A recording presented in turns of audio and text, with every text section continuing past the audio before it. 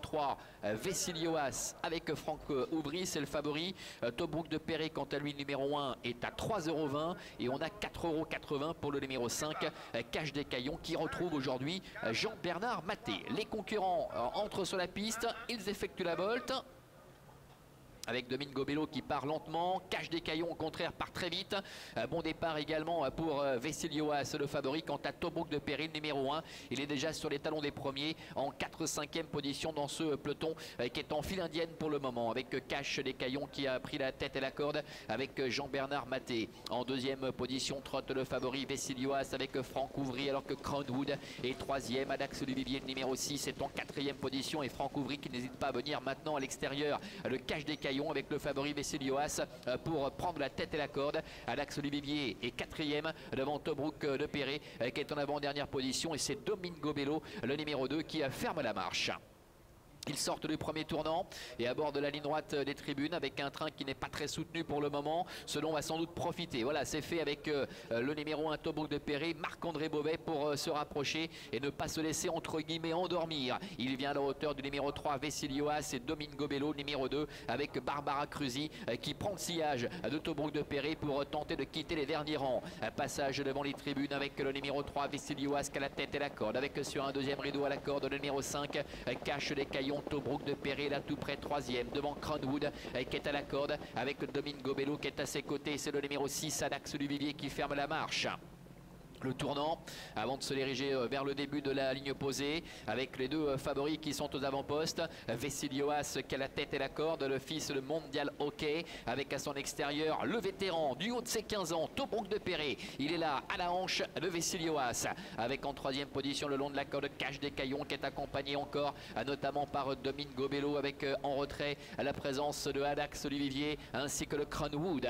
Le milieu de la ligne opposée, encore environ 1000 mètres à effectuer. Tout va bien pour le favori Vessilioas qui a la tête et la corde, avec Tobruk de Perret qui est la deuxième. Cache des Caillons est en troisième position devant Domingo Bello ainsi que le numéro 4 Crownwood qui est en dedans, et Adax Duvivier qui est le dernier. Il se dirige ainsi vers le bout de la ligne opposée. Vessilioas qui contrôle avec Tobruk de Perret qui depuis 800 ou 900 mètres doit rester à l'extérieur, le nez au vent. Cache des Caillons est troisième en dedans devant le numéro 2 Domingo Bello. Le dernier tournant avec Vessilioas qui a toujours le meilleur et qui semble avoir la mesure de ses adversaires. Tobruk de Perret n'a peut-être pas dit son dernier mot. Il est là toujours deuxième devant Cache des Caillons qui est à la corde, avec à son extérieur Domingo Bello, suivi encore par Crownwood.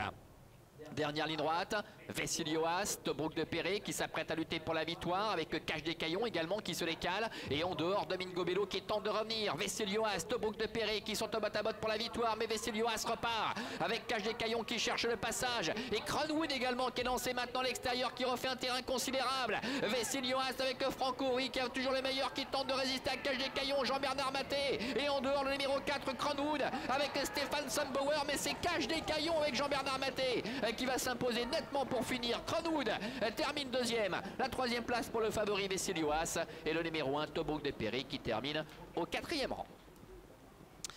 Voilà le succès pour le numéro 5 Cache des Caillons. Il retrouvait aujourd'hui Jean-Bernard Maté. Il s'impose ici face à Crownwood. Vessilioas termine 3e, et la 4e place pour le numéro 1 Tobruk de Perret. C'est Adax Duvivier, le numéro 6, qui termine 5e.